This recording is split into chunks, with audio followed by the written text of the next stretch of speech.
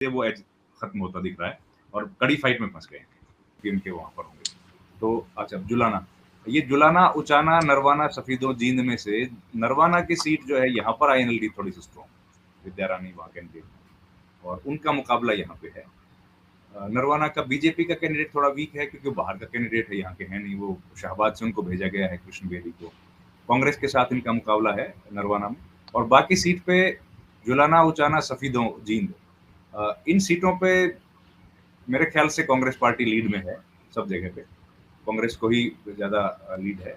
और जुलाना में धीरे धीरे कह रहे हैं कि क्लोज कॉन्टेस्ट हुआ है, पर मुझे लगता है कि जीत जाएंगे विनेश फोगाट को, दिक्कत नहीं है। उचाना में तो जीत ही जैसे जाएंगे। जुलाना में कल था तो प्रियंका गांधी की सभा थी, दीपेंद्र हुड्डा भी थे, अनाज मंडी जुलाना में भीड़ बहुत जबरदस्त किसी विधानसभा में आमतौर पर। और मुझे लगता है कि क्लोज कॉन्टेस्ट में एक सुरेंद्र लाठर फैक्टर डाल के एक कोशिश की गई कि जाट वोट बटे, चूंकि सुरेंद्र लाठर जीएसटी में कमिश्नर थे, एन वक्त पे उन्होंने नौकरी छोड़ी, बीजेपी में रहे, एन वक्त पे बीजेपी से आईएनएलडी आ गए, उसके पहले उनको टिकट का भरोसा दिया गया होगा, तभी वीआरएस पूरा हुआ और उसके बाद वो बीजेपी में आए। लेकिन फिर बीजेपी को लगा होगा कि जाट वोट बीजेपी को नहीं जाएगा, इसलिए बीजेपी ने टिकट नहीं दिया, वो बैरागी साहब वहां आ गए। तो कोशिश की जा रही है, लेकिन मुझे लगता है आखिर होते होते वो जुलाना की बेटी, जुलाना की बहू वाला फैक्टर होगा और बड़ा तबका उधर जाएगा। अगर वो हिला कि जाट वोट टूटा और लाठर को गया, तभी कुछ तस्वीर बदलेगी, मुझे लगता है। देखिए, हम लोग सब जो शुरू से बात करते रहे हैं ना, ये उसका एक जीवंत एग्जाम्पल है जुलाना, कि डायरेक्टली अगर बीजेपी वहां कॉन्टेस्ट नहीं कर पा रही है तो अपने प्रॉक्सी के थ्रू वहां कॉन्टेस्ट करने की कोशिश कर रही है, जो हम लोगों ने कई बार जिक्र भी किया है। तो सुरेंद्र लाठर को तो अब देखिए, इन्होंने जिस दिन रिजाइन किया अपने ऑफिस से, उस दिन इनके ठीक 20 साल पूरे हुए थे। उसी दिन, उससे अगले दिन इन्होंने रिजाइन कर दिया और 1-2 दिन में इनका रेजिग्नेशन एक्सेप्ट हो गया और अगले दिन सवेरे जाके इन्होंने मनोहर लाल खट्टर की हाजिरी में ज्वाइन कर ली बीजेपी। और उसके बाद इनको बीजेपी से टिकट नहीं मिली तो रातों रात इनको टिकट मिल गई आईएनएलडी से। अब ये तमाम बातें जो है, इनको अगर डॉट्स को कनेक्ट करेगा तो किसी को भी समझ आएगी कहानी क्या है, इनको वहां पर क्यों उस सीट से चुनाव लड़ाया जा रहा है। तो इसीलिए यही रीजन है, इसके अलावा कोई कारण नहीं है। और इसलिए ये बात लाठरों के, उस इलाके में काफी गांव है, वहां से एक व्यक्ति जो लाठर है वो यूपी की पॉलिटिक्स भी करते हैं, समाजवादी पार्टी की मजबूत पॉलिटिक्स करते हैं। तो ये बात पहले से ही उस इलाके में लोगों के जानकारी में थी कि इस तरह का होने वाला है और लोग उसके लिए मेंटली प्रिपेयर्ड भी हैं। तो ये माहौल इसीलिए उनका कद बढ़ाने की कोशिश की जा रही है और उसमें पूरा बीजेपी का अमला जमला भी शामिल है। लेकिन कोई ज्यादा उनको वोट मिलेंगे इस बात की संभावना कम है, क्योंकि खाली अकेले वो जाट तो है नहीं जो इस इलाके में चुनाव लड़ रहे हैं आईएनएलडी की तरफ से, वहां तो बहुत सारे लड़ रहे हैं। तो इनका स्ट्रॉन्ग इतना बेस एकदम कैसे बन जाएगा? ये तो रहे नहीं वहां पे कोई, उन्होंने जनता के लिए काम किया, ऐसा तो नहीं है। लेकिन क्योंकि माहौल, वो सीट हॉट है, इसलिए इनको वहां भेजा गया और इसीलिए वो चुनाव मैदान में अभी लड़ते हुए उस तरीके से मीडिया के माध्यम से दिख रहे हैं। और मुझे लगता है कि सीट विनेश फोगाट जीत जाएंगी। उचाना में ब्रिजेंद्र सिंह जीत जाएंगे, कोई ज्यादा मुकाबला नहीं है। सफीदों में एक इंडिपेंडेंट कैंडिडेट की वजह से थोड़ा सा टफ मुकाबला दिख रहा है, लेकिन फिर भी मेरे ख्याल से एज यहाँ पे भी कांग्रेस को है। और जींद तो आप गए थे, खैर जींद में तो आपने मेरे से ज्यादा देखा है। जींद में लोग कहते हैं कि जींद में जो वहां कैंडिडेट हैं कांग्रेस के, उनसे लोगों की नाराजगी है। जाट वहां ठीक ठाक पॉपुलेशन है, 60,000 से ज्यादा लोगों को, बहुत सारे जाट वोटर भी मुझे मिले, उनकी नाराजगी है। और जो कृष्णा मिड्डा है, जिनके फादर भी मेरे ख्याल से 2 या 3 बार वहां के विधायक रहे, मंत्री भी रहे, इन लोग के नेता रहे, कृष्णा मिड्डा से नाराजगी होने के बाद भी कांग्रेस कैंडिडेट से जो नाराजगी है, उसकी वजह से कृष्णा मिड्डा को लोग एज बोलते हैं। अब मैं नहीं जानता कि वहां क्या होने वाला है, लेकिन टिकट को लेकर एक नाराजगी दिखी। श्योरा बिल्कुल, उनके पिताजी भी असल में दोनों के पिताजी पहले एमएलए रहे हैं, मंत्री। तो महावीर गुप्ता नाम है शायद, अगर सही याद है तो मुझे। मांगेराम महावीर कैंडिडेट हैं, इनके पिताजी मांगेराम थे। हाँ, अभी कैंडिडेट महावीर गुप्ता है ना, एक महावीर है। और इनके जो मिड्डा है, इनके पिताजी हरिचंद मिड्डा डॉक्टर थे वहां पे। तो उनके बीच में मुकाबला है। लेकिन मुझे ऐसा लगता है क्योंकि देहात भी एक बड़ा फैक्टर है वहां पर, देहात का जो वोट है वो भी कांग्रेस पार्टी को पड़ेगा। और उसमें इस इलाके में भी जाट आंदोलन, माफ कीजिएगा, किसान आंदोलन बहुत सक्रिय रहा था, तो उसका बेनिफिट कांग्रेस को मिल सकता है आखिरी दिनों में। जैसे मैंने जो जिन इलाकों में जींद में गया, तो लोगों ने बड़ा खुल के इस बात को कहा कि किसानों के साथ वहां बड़ी दिक्कत हुई और किसान यूनियंस भी वहां पर काफी सक्रिय हैं। मुझे लगता है कि उसका बेनिफिट मिलेगा कांग्रेस को। और फिर उसके बाद कलायत की सीट पर हिसार सांसद के बेटे चुनाव मैदान में हैं, कैथल से रणदीप सुरजेवाला के बेटे चुनाव मैदान में हैं। तो इन दोनों सीटों पर कांग्रेस को लीड दिख रही है। और यहाँ से कलायत पे मुकाबला कमलेश ढांडा जो हैं वो मंत्री रही आम हरियाणा आदमी से, पार्टी। नहीं कमलेश तो बीजेपी से हैं, अच्छा जी, वो अनुराग ढांडा है कलायत से जो चुनाव लड़ रहा है, आम आदमी वो पार्टी। लड़ रहे हैं। तो इन दोनों के मुख्य मुकाबला इन्हीं के बीच में है। और खबरें ऐसी फैलाई जरूर गई हैं और हमने भी सुनी है कि भुल समाज जो है, जहां से एक लड़की चुनाव लड़ने वाली चाह रही थी, श्वेता, उनकी टिकट काट दी और थोड़ी सी आपत्तिजनक टिप्पणी की थी सांसद ने, हिसार के सांसद ने, उससे कुछ नाराजगी है। अब ये बात है हफ्ता भर या और थोड़ा सा पहले की। तो अभी अब अभी लेकिन ओवरऑल 2019 के आंकड़े देखें, 9 सीटों में से 3 बीजेपी को गई थी, कांग्रेस को 1 मिली थी, लेकिन जेजेपी को जींद में ही 5 में से 3 सीटें जेजेपी को मिल गई थी, जिसमें जुलाना भी अमरजीत ढांडा जेजेपी के ही विधायक है। तो ओवरऑल आपको यहाँ क्या बदलता हुआ दिख रहा है? ये जेजेपी वाली सीट्स में ज्यादा आंकड़ा कांग्रेस का बढ़ेगा, ये जेजेपी वाली सीट शिफ्ट हो जाएंगे कांग्रेस को। हेमंत अत्री साहब। जी जी बिल्कुल, इसमें जो सारी जितनी सीटें बताई, मोटा मोटा सारा आकलन वही है। जो जेजेपी की 4 सीट जो है वो शून्य हो जाएंगी यहाँ पर, और वो इवनली भी बढ़ सकती है, डिपेंड करेगा कि समीकरण क्या है। जींद जो है पर्टिकुलरली, जींद का जो जिसके आपने बात की, जुलाना सफेद और ये सारा, ये ट्रेडिशनली कहीं ना कहीं चौधरी देवीलाल का, उसके बाद चौटाला साहब का, फिर जेजेपी का वो एक स्ट्रॉन्ग होल्ड। 2009 में जींद की 5 सीटें लोकदल की थी, 2014 में भी 5 में से 4 लोकदल की थी, 2019 में 3 जेजेपी जीत गई क्योंकि वही वोट इधर आ गया। और 2009 में आप देखिए हरियाणा में कांग्रेस रिपीट हुई थी एक तरीके से, ऑल्दो विद माइनॉरिटी, 67 सीट आई और तब भी जींद की 5 सीट लोकदल जीत गया। तो वो कुछ कारण है, उनकी रूट्स वहां पर कुछ और तरीके की हैं। इस बार अगर कांग्रेस पार्टी को उधर कोई उम्मीद है, नंबर 1 जुलाना में उम्मीद है, हालांकि सीट टाइट है, जो अपनी कई बार बात भी हुई है, लेकिन अल्टीमेटली जो सेलिब्रिटी कोशिएंट है, प्लस बेटी है, प्लस संघर्षशील है, वहां की बहू है, तमाम, मतलब एक उनको ये पता है कि कल को अगर ये जीतती है, कांग्रेस की सरकार बनती है, तो ये मंत्री भी बन सकती है। तो वो एक जो सत्ता की कहीं ना कहीं चाशनी भी दिखती है, लोग समझदार हो गए। और जुलाना आपने घूम के देखा, काफी पिछड़ा एरिया है उस तरीके से, क्योंकि हमेशा से विपक्ष में ही बैठे रहते हैं, तो फिर क्या होगा बताइए। तो उस सारी चीज को लेकर के मुझे लगता है कि अल्टीमेटली, मार्जिन की मैं नहीं कह सकता, लेकिन मुझे लगता है कि ये जीत जाएंगी, जो अपने क्या नाम है विनेश। और ये आज तक के इतिहास में केवल चौथी जीत होगी, ज्यादा बड़ी जीत होगी, तो अगर इतिहास के हिसाब से देखेंगे आप। बिल्कुल। उचाना के अंदर चूंकि दुष्यंत चौटाला बेशक बहुत ही बुरी स्थिति में है, जमानत बचा पाएंगे नहीं बचा पाएंगे वो है, लेकिन एक चीज आपको हमेशा ध्यान रखना पड़ेगा, इस एरिया के अंदर भी बीजेपी के प्रति बहुत ज्यादा विरोध है, किसान आंदोलन के कारण बहुत ही ज्यादा। उसके बावजूद भी जो देवेंद्र चुनाव लड़ रहे हैं वहां पर, वो ठीक ठाक वोट ले सकते हैं, क्योंकि वोटों का डिस्ट्रीब्यूशन जो उस पूरे स्कीम ऑफ थिंग्स में आता है, हार तो जाएंगे, लेकिन उनका जो प्रदर्शन है बीजेपी का, जो इस बेल्ट में अदरवाइज रहने वाला, उससे बनिस्बत वो ठीक रहेगा। अब केवल ये है कि देवेंद्र नंबर 2 पे आते हैं, दुष्यंत नंबर 2 पे आते हैं, उचाना की जो आपने बात की। उसके अलावा उचाना में कुछ ऐसे लोग भी मिले जो बृजेंद्र सिंह से भी नाराज हैं कि जब किसान आंदोलन चल रहा था तब तो बाप बेटे चौधरी वीरेंद्र सिंह बृजेंद्र सिंह बीजेपी में थे, तो अब ये इधर है, तो ये, लेकिन अब वो नाराजगी वोटिंग तक कायम रहती है कि नहीं, वो देखने की बात। और निर्दलीय वहां एक तीसरा कौन जरूर बना रहा है। जी जी, नरवाना के अंदर आईएनएलडी भी अच्छी फाइट में है, आईएनएलडी काफी अच्छी फाइट में है वहां पर नरवाना के अंदर। इस तरीके से सफेदों मुझे लगता है कांग्रेस जीत जाएगी, क्योंकि जो ये राम कुमार गौतम के जो बयानबाजी जिस तरीके की हुई, और वहां के लोगों को हर्ट करने की, फिर वो बाहरी की टैग और वो सारी चीजें, सफेदों मुझे लगता है कांग्रेस इस बार निकल सकती है। जींद आपने ठीक कहा, उन सारे हालात के अंदर, हालांकि अगर अर्बन में भी देखेंगे तो ठीक ठाक रूरल वोट्स है, अर्बन के अंदर भी जिनको हम जाट वोट्स कहते हैं, उसके बावजूद भी जो स्थितियां हैं, जो व्यवहार की बात है, लोक व्यवहार की बात है, सारी चीजें हैं सिटी की अगर देखेंगे, वैसे तो देखिए फाइट लगती है मुझे तो, जो वहां का फीडबैक है जींद का, लेकिन वहां उस सीट की जो हिस्ट्री है, प्लस इनका जो व्यवहार और उस तरीके का रहा है, महावीर गुप्ता से ज्यादा बेहतर व्यवहार इनका है वहां पर, वहां के लोकल के हिसाब से। तो एच बीजेपी को मैं आज भी मानता हूं वहां पर जींद के अंदर। फिर आपने गुहला की बात की, गुहला में कांग्रेस लीड में है, कलायत को जेपी ने खुद खराब किया है, जो जिनका बेटा चुनाव लड़ रहा है, उन्होंने उनका बड़बोलापन और वो लातबाजी और तमाम तरह की लफाजी, जिस तरीके के हल्के महिलाओं के प्रति शब्द, ये सीट आसान हो सकती थी, लेकिन जेपी के व्यवहार ने इसको कठिन कर दिया कांग्रेस के लिए।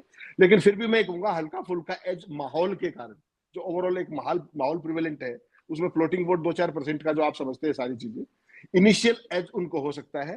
पुंडरी के अंदर जो है स्थिति बहुत ज्यादा क्लियर मुझे नहीं लगती पर्सनली। कुंडली में चुनाव फ्लूइड है अभी, कैथल का चुनाव क्लियर है। ये जो अब क्या तक का क्लियर है मोटा कैथल का? वहां सुरजेवाला के बेटे चुनाव लड़ रहे हैं। कैथल में चुनाव बिल्कुल स्मूथ है, और जो अपना ये गुज्जर है इनका चुनाव नहीं उठ पा रहा, और मुझे लगता है कि वो जो रणदीप के बेटे हैं वो अच्छे मार्जिन से चुनाव जीत रहे हैं। आदित्य सुरजेवाला वो बेहतर मार्जिन से चुनाव जीत रहे हैं, अच्छे मार्जिन से। तो इसमें जैसे अब हम टोटल नंबर अगर समझें, बार बार वही करो, 9 सीटें अगर इस बागर बेल्ट में है तो पिछली बार बीजेपी 3, यहाँ कहानी उस पर अटकी है कि जेजेपी 4 में से अगर 0 होती है तो वो किधर जाता है, और क्या इसमें बीएसपी और इन लोग गठबंधन को या जेजेपी और उस गठबंधन को कुछ हासिल हो पाता है क्या? अजीत जी, एक बहुत ही रोचक, आपको याद होगा, एक रोचक स्थिति अपनी जब आपके पास बैठे थे छत पे, उसमें डिस्कस भी हुआ था अपना कि अगर अभय सिंह आ जाते उचाना के अंदर तो कहानी बदल जाती, लेकिन अभय सिंह तो नहीं आए, तो अब तो मुकाबला वही रह गया जो आपके सामने दिख रहे हैं, और वो चुनाव नहीं बन पाया जैसे कि हम उम्मीद कर रहे थे। अभय सिंह आते तो एकदम चुनाव अलग होता, फिर ब्रजेंद्र सिंह कोई पसीने आते और दुष्यंत की तो कहानी खत्म हो जाती। तो वो चीज तो अब नहीं हो पाई, लेकिन जो ये 4 सीट जो है बटनी है, इसमें मुझे लगता है इसमें से, क्योंकि जुलाना भी आने की उम्मीद हो गई है, सफीदों भी आने की उम्मीद है, कैथल भी आ रही है, तो मुझे लगता है इन 4 में से जो आपने बात की कि जो इनकी घटेंगी, वो कहीं ना कहीं उधर जा कांग्रेस को 1-2 सीटों का यहाँ पर फायदा होगा, और 1 सीट का फायदा इनको भी हो सकता है अगर ट्रायंगुलर फाइट में जो वो कलायत वाली जो बात हम कर रहे हैं उस तरह की स्थिति वहां भी हो सकती है। अब आखिरी साउथ हरियाणा की स्लाइड डालिए। 9 सीटें साउथ हरियाणा में, पलवल और फरीदाबाद, जिसमें अगर 2019 में देखेंगे 7 सीटें बीजेपी को मिली, 1 कांग्रेस, और ये भी एक तरह से गढ़ है, लेकिन 2014 में 50-50 हो गया था। तो पलवल और फरीदाबाद, संक्षिप्त में जल्दी बात करते हैं। हेमंत अत्री साहब, आपसे पहले। देखिए अजीत जी, ये जो एरिया है ना, पिछली बार भी और उससे पिछली बार भी यहाँ पर ठीक ठाक इनका असर रहा, और उसके तमाम कारण, एक तो जैसे बल्लभगढ़ की पहली सीट आप दिखा रहे हो, कांग्रेस पार्टी ने पहली सीट मैनेजमेंट कोटे में दे रखी है केसी वेणुगोपाल साहब ने। अच्छी भली फाइट होती है, शारदा राठौर लगातार वो कर रही थी, उनकी बजाय वो जो केसी वेणुगोपाल कोटे से कोई और शर्मा आ गए, और उसमें गड़बड़ है। बड़खल सीट कांग्रेस को जाती दिख रही, क्योंकि वहां पर सीमा तिरखा को बदला गया है वहां से, आपको ध्यान होगा। उसके अलावा ये तिगांव है, तिगांव में मुकाबला है कांग्रेस वर्सेस बीजेपी का, पृथला के अंदर मुकाबला है, इन सभी सीटों में मुकाबला है। यहाँ पर फरीदाबाद में कोई भी सीट आप फॉरगॉन नहीं कह सकते कि ये थ्रू है वहां पर। इसके अलावा आपने हथीन की बात की, हथीन के अंदर उदयभान को, नहीं सॉरी, हथीन में उदयभान शायद होडल में, कहा है ये, एक मिनट सर, होडल उदयभान होडल, उदयभान होडल में है। हथीन के अंदर कांग्रेस पार्टी को एज है मेरे हिसाब से।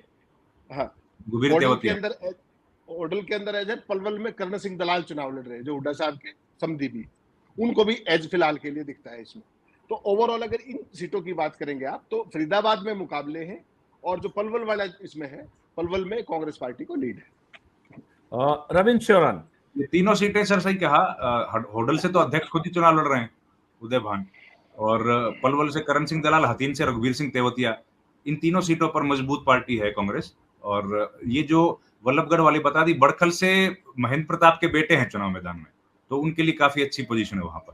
तिगांव में इन्होंने सही बताई भाई साहब ने, मुकाबला इन्हीं का था, लेकिन वो जो ललित नागर है ना, वो इंडिपेंडेंट मैदान में आ गए, तो उन्होंने मुकाबले को थोड़ा रोचक बना दिया। और अब कहा जा रहा है कि ललित नागर भी स्ट्रॉन्ग पोजीशन में है, तो वहां पर ललित नागर की संभावना भी बन रही है।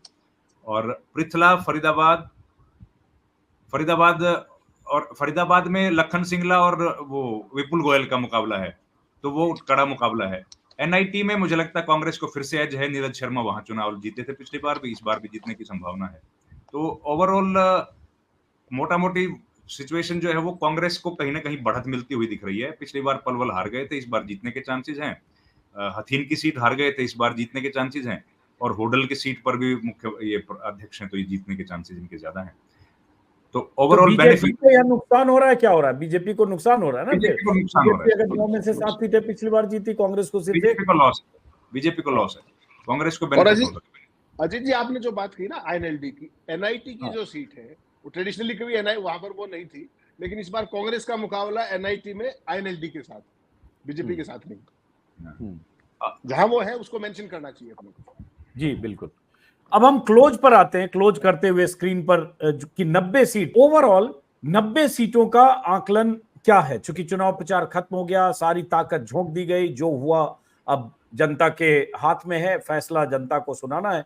तो आपसे ही पहले हेमंत अत्री साहब, फाइनल तस्वीर आप क्या दे रहे हैं आज की तारीख में? आपके हिसाब से अब क्या लगता है? मुझे याद है, मुझे लगता है 1 महीने पहले जब पहली बार आपने कहा था, तब शायद आपने 60-65 कांग्रेस को कहा था, शायद उस समय आपने 15 के आसपास बीजेपी को कहा था। इस बीच दरिया में बहुत पानी बह चुका है, तो आज की फाइनल कांग्रेस, तस्वीर। अजीत जी, उस टाइम कांग्रेस 60 कहा था, रिकॉर्डिंग आपके पास है वहां पे छत पे जो हमने किया था, वही कहा और होगा, बीजेपी 60 कहा 15, होगा। बीजेपी 15, और उस तरीके से। अगर अब आप केवल मेरा आकलन इसमें मान लें, बहुत ही ब्रीफ के अंदर, स्पेसिफिक आप कहेंगे तो सीट की भी बात कर सकते हैं सब्सिक्वेंटली। मुझे लगता है आज की तारीख में कांग्रेस 51 सीटों पर क्लियर है चुनाव, 51। बीजेपी का चुनाव 8 सीटों पर क्लियर है, जो बीजेपी की जीत लग रही है। बीजेपी और कांग्रेस का सीधा मुकाबला, अजीत जी, टफ मुकाबला जिसको आप कहते हैं सीधा, वो 14 सीटों पर है। बीजेपी, कांग्रेस और अदर्स, यानी कि तिकोने मुकाबले, ट्रायंगुलर, अगर वो बात करेंगे आप, तो ऐसे 4 सीटें हैं जिन पर ट्रायंगुलर मुकाबले हैं। उसके अंदर पानीपत रूरल है, तिगांव है, बल्लभगढ़ है और सोना है, या ट्रायंगुलर मुकाबले। अगर आप अदर्स की बात करें, जो अदर्स क्लियर है, ऐसी सीटें 6 हैं, क्योंकि थोड़ी है तो हम बता सकते हैं अदर्स की। अदर्स के अंदर मुझे लगता है साडोरा में बीएसपी को एज है, एलनाबाद में आईएनएलडी को एज है, राडिया में आईएनएलडी को एज है, पुंडरी में इंडिपेंडेंट को एज है, शाहबाद के अंदर बहादुरगढ़ के अंदर इंडिपेंडेंट को एज है आज भी, और उसके अलावा नरवाना के अंदर जो है आईएनएलडी को एज है आज की तारीख में। अगर आप कांग्रेस और आईएनएलडी के मुकाबले की बात करेंगे तो 3 सीटों पर है, डबवाली, फरीदाबाद एनआईटी और यमुनानगर। और अगर कांग्रेस वर्सेस अदर्स की बात करेंगे तो महम, हिसार, गन्नौर और जगाधरी, ये सारी का सारा सीन मुझे 90 सीटों का दिखाई देता है। तो आप टोटल नंबर अगर बोले, तो जैसे आपने कहा 51 और फिर आपने कहा क्लोज फाइट, और ये हम उसको सम अप कैसे करें? नहीं, उसमें समझ की बात ये सर अजीत जी, इसमें मैंने इसलिए जान के खोल के बताया कि ताकि दर्शकों को थोड़ा सा इजी हो जाए। ओवरऑल स्थिति वहीं पर आती है। देखिए, जितनी भी सीटें आपने देखी, बारिंग ए फ्यू, 2-4 सीटें आप छोड़ते, कांग्रेस 51 के अलावा सभी सीटों पर मुकाबले के अंदर है। लेकिन without jumping to the conclusion और गन्स, अभी अपने घोड़े हथियार बांधते हुए मैं फिर वही बात कह रहा हूं कि मुझे लगता है कि कांग्रेस पार्टी चुनाव प्रचार खत्म होने के बाद और चुनाव मतदान से जस्ट पहले, अगर आप 24 घंटे पहले बात करें, कांग्रेस पार्टी उन्हीं 60 सीटों पर खड़ी है। बीजेपी की बेस्ट टैली जो है 15 हो सकती है, उससे ऊपर मुझे जाती नहीं दिखाई दे रही। अच्छा। उसके बाद जो है इंडिपेंडेंट्स, आईएनएलडी, बीएसपी, वो सारे का सारा ही, जो हम शुरू में सोच रहे थे कि इंडिपेंडेंट्स को सीटें नहीं मिलेंगी, वो स्थिति यह है कि इस बार बीजेपी की रणनीति के चलते कुछ इंडिपेंडेंट्स को भी सीटें मिलेंगी। चलिए, अब रविंद्र शोरान, आपका एक ओवरऑल असेसमेंट। अब इसी से मिलता जुलता मेरा भी असेसमेंट है सर। लगभग 55 सीटों पर कांग्रेस पार्टी जीतने की संभावना है, और बीजेपी को हर जगह लॉस दिख रहा है। कहीं भी एक भी ऐसा क्षेत्र नहीं है जो हमने डिस्कस किया जहां बीजेपी गेन कर रही हो। तो जाहिर है बीजेपी को हर जगह नुकसान है, कांग्रेस पार्टी को हर जगह, लगभग हर जगह गेन दिख रहा है। हाँ, इंटरेस्टिंग ये है कि जो अपना हुड्डा का क्षेत्र है वहां थोड़ा सा कांग्रेस फंसी हुई है, बाकी जगह पर बीजेपी को नुकसान है यहाँ पर। लेकिन बीजेपी को लॉस, यहाँ भी बेनिफिट नहीं है। यहाँ भी कोई इंडिपेंडेंट जीत सकता है, कोई अपना बलराज कुंडू, बलराम, ये जीत, इस तरह के लोग जीत सकते हैं। तो अधिक संभावना यही है कि कांग्रेस पार्टी 55 के आसपास सीटों पर स्ट्रांग है, जीतने की संभावना है, और सरकार बनाने की तरफ बढ़ रही है। आज जब हम लोग आपसे बात कर रहे हैं, 3 अक्टूबर प्रचार खत्म होने से करीब 5 घंटे पहले या 4 घंटे पहले। जी सर। जी, चलिए, तो ठीक है, अब देखते हैं। अब चूंकि प्रचार खत्म हो गया है, और मतलब जो भी 1-2 घंटे और हैं, और उसके बाद अब चूंकि वोटिंग होनी है, तो हम सब लोगों की दिलचस्पी होगी कि वोटिंग के बाद और उसके बाद जब 7-8 तारीख को जब नतीजे आएंगे तो फाइनल रिजल्ट क्या है, फिर हम सब लोगों को इस बातचीत को, जनता भी और बीजेपी भी और सारे पक्ष विपक्ष भी, हमारे इस आकलन को कसेंगे। और 8 तारीख को सुबह 10 बजे तक मुझे लगता है तस्वीर साफ होने लगेगी। 10:30 बजे तक तो एकदम पिक्चर क्लियर होगा।